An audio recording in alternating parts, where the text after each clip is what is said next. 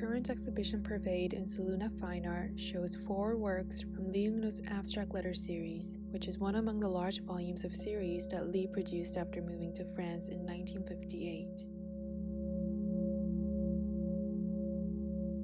Born in 1904 in Hongsan, Chungcheongnam-do in Korea, Lee Ung-No belonged to the generation that witnessed the most turbulent social changes in Korean history.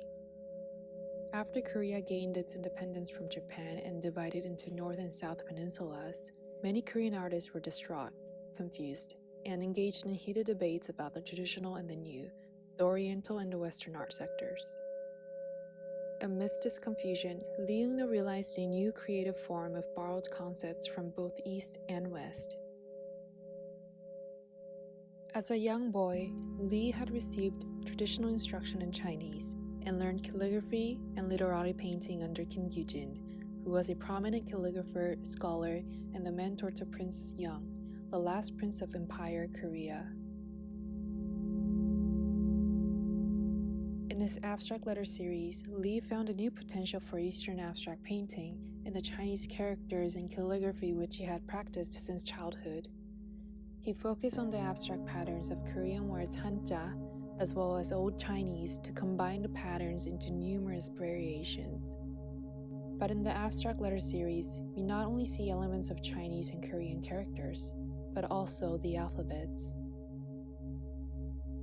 Perhaps this reflects Lee's nomadic experimentative development of his artistic style by moving from Seoul, then to Tokyo, then to Paris where he had eventually settled. In 1964, Lee founded the Academy of Oriental Painting in Paris and began to play a pivotal role in spreading Eastern culture to the West by teaching Eastern calligraphy and art.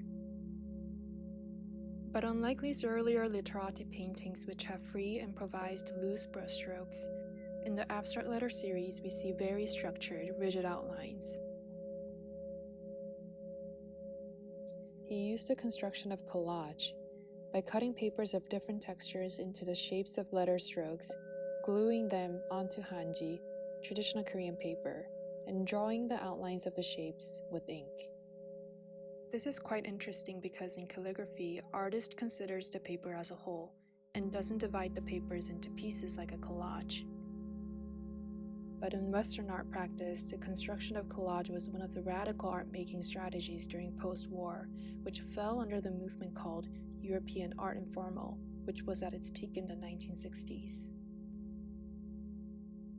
It was a form of personal protest, critiquing the increasingly violent world that followed rationalist thinking. In Europe, artists were internationally reacting to the traditional academic art based on craft, control, and intentionality. And unlike the traditional high art mediums such as oil painting, collages were experimentative, combining avant-garde materials like used newspapers, posters to create new images through chance.